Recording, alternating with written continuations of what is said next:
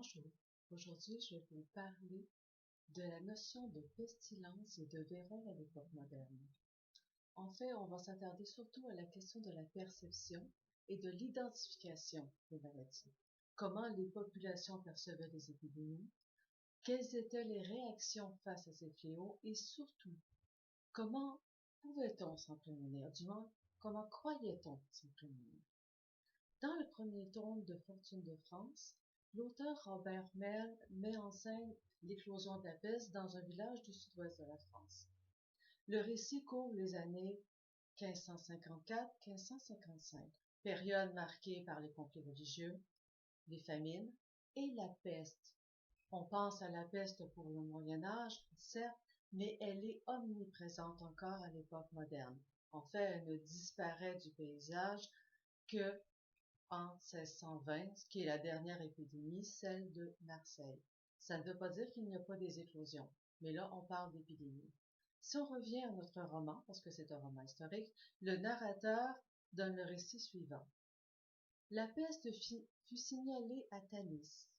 Ce couillon, mon père, faisant céder sur l'heure son cheval, galopa jusqu'à la maison de Jeanne, lui apportant de quoi subsister pour un mois. Le village étant sur le point d'être clôturé, tout le temps que la maladie faisait rage. Jeanne supplia alors mon père de prendre avec lui le petit Samson, ce qu'il fit, brûlant à l'arrivée à Mechpec, qui est la résidence familiale de cette famille aristocratique du sud-ouest, protestante, tous ses vêtements, lavant l'enfant à l'eau chaude après l'avoir frotté de cendre et en coupé ses cheveux. Malgré l'émotion occasionnée par l'arrivée de l'intrus qui apportait la contagion, du moins les gens de la maisonnée le craignaient, le propriétaire des lieux s'isola avec le gamin durant 40 jours. On a déjà cette notion de quarantaine. Lorsque Jean de Sréoac émergea de sa réclusion, on lui apprit que Jeanne était morte ainsi que tous les siens, la peste ayant tué la moitié du village.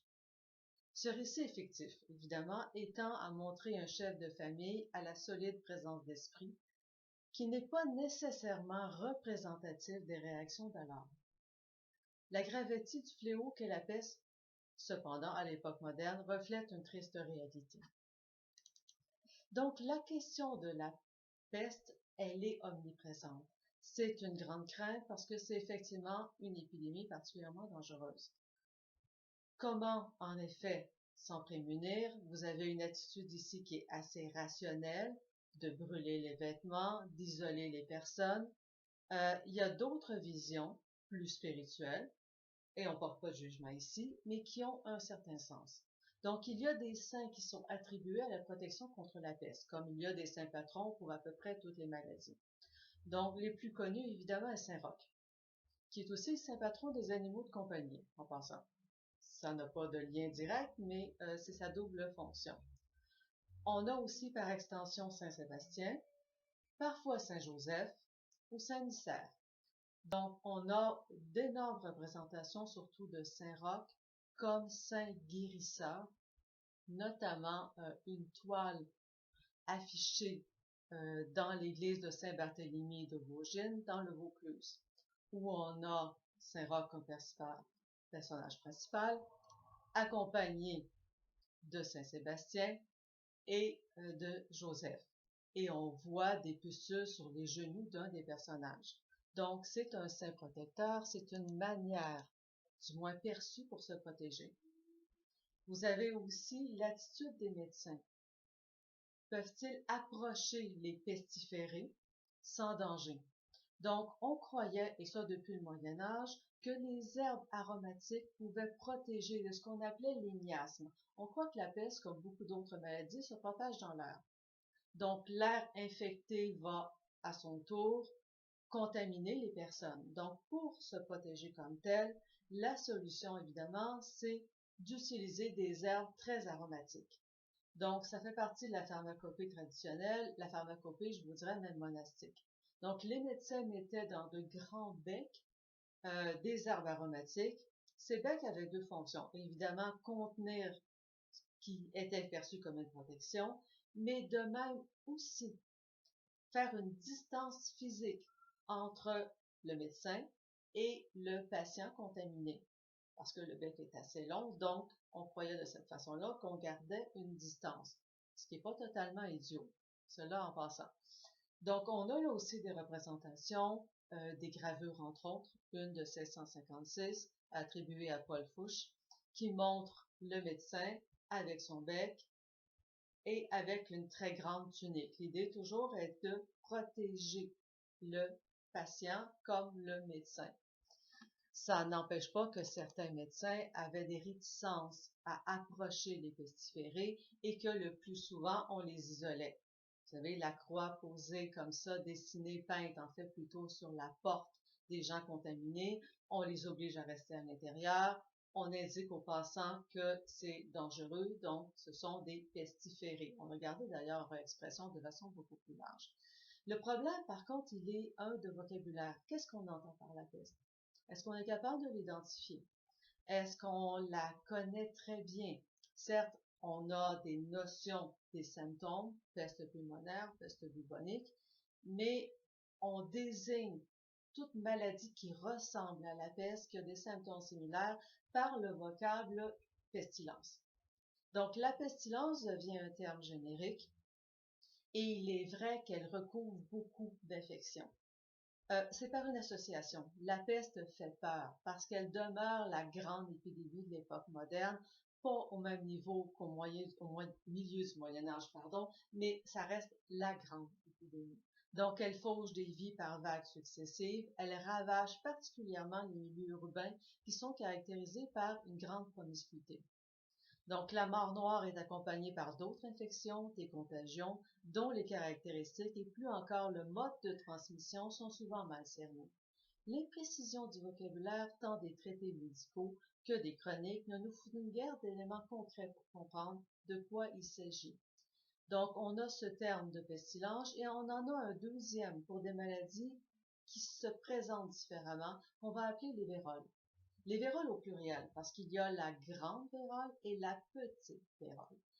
Donc, on en identifie relativement bien les pestilences, mais le deuxième terme est encore plus nébuleux que celui qui couvre les pestilences. Donc, de prime abord, on pourrait penser, et ça serait assez logique, que la grande et la petite vérole appartiennent à la même catégorie, avec des variantes de la même maladie, une plus bénigne, une plus maligne. La réalité est totalement différente. Le seul élément commun des deux véroles réside dans un symptôme similaire. En fait, ce sont des éruptions cutanées rougeâtres, rosâtres ou rougeâtres. Sauf que beaucoup de maladies, qu'elles soient contagieuses ou non, vont donner des éruptions cutanées rougeâtres. Donc, on n'est pas plus avancé à ce niveau-là et on confond très très souvent d'ailleurs la variole et la varicelle.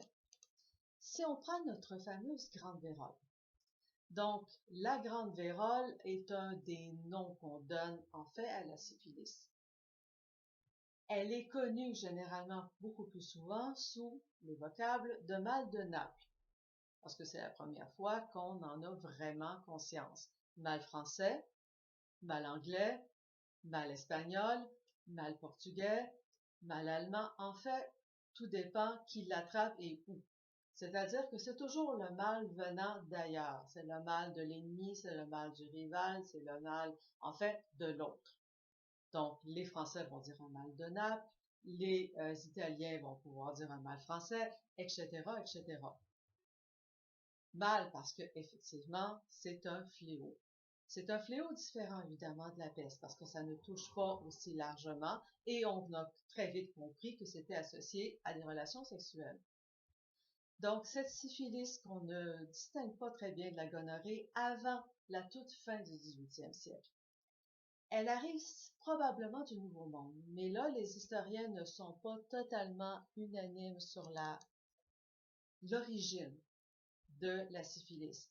Est-ce qu'elle pouvait exister sous une forme relativement bénigne à des époques plus anciennes? Est-ce que c'est une variante qui est ramenée du Nouveau Monde? Si c'est le cas, la syphilis a-t-elle été amenée par les mercenaires espagnols? Est-ce que c'est le premier voyage de Colomb? Donc, à partir notamment ramené de Saint-Domingue, est-ce que c'est un peu plus tardif? Quoi qu'il en soit, on en fait déjà mention en 1495. Donc, il n'y a pas un laps de temps qui est très important. Au milieu du 16e siècle, on a déjà la mention plus précise de ce mal de Naples, notamment chez l'auteur Oviedo dans son Histoire des Indes occidentales. Et lui donne une origine du Nouveau Monde de façon très très catégorique. Les chercheurs sont plus nuancés. Ça surprend personne, je suis certaine. Donc, encore là, se pose la question de différentes origines, de différentes variantes de la syphilis. Est-ce que la variante du continent américain a été plus virulente pour les Européens qui avaient peu d'anticorps, entre guillemets, et qu'une forme un peu plus bénigne circulait depuis longtemps? Ça, on ne le sait pas très bien encore. C'est très, très discutable. Dans tous les cas, la maladie, elle est honteuse. Elle est honteuse parce qu'elle est liée à ce qu'on considère la licence sexuelle, les prostituées, les armées. Elle est dite vénérienne parce qu'elle est associée à Vénus. Et c'est très péjoratif. C'est pas Vénus dans le sens positif du terme, mais c'est Vénus dans le sens de mauvais comportement sexuel. Contrairement à la peste, dans ce cas-ci, on ne va pas lui adjoindre un saint ou une sainte protecteur et protectrice, à l'image de Saint Roch ou de Saint Sébastien. Au contraire, on a une association qu'on retrouve dans certains textes. Ce n'est pas généralisé, mais on a une association entre la malédiction de Saint Vite, un jeune Romain converti et martyrisé par les autorités impériales sous Dioclétien, et la grande vérole évoquée par certains textes jusqu'à l'époque contemporaine. Donc non seulement on n'a pas de protection, mais on aurait une malédiction qui expliquerait de façon plus spirituelle la propagation de la syphilis. Donc, on voit ici qu'on a quelque chose de très, très moral. Pour sa part, la petite vérole n'a rien d'anodin malgré son nom. C'est pas parce qu'on dit petite vérole qu'elle est bénigne. Au contraire. Et là aussi, le vocabulaire donne du fil à retordre aux historiens. Comme je l'ai dit précédemment, on confond la variole et la varicelle. La variole vient du latin variola, qui signifie petite pustule. Elle touche tout l'Occident dès le 7e siècle et son introduction dans le Nouveau Monde, on le sait, sera catastrophique. Mais elle tue beaucoup aussi en Europe. Elle affecte à peu près de 8 à 10% de la population de manière constante et non pas par vagues successives comme la peste. Donc, c'est une maladie qui est récurrente.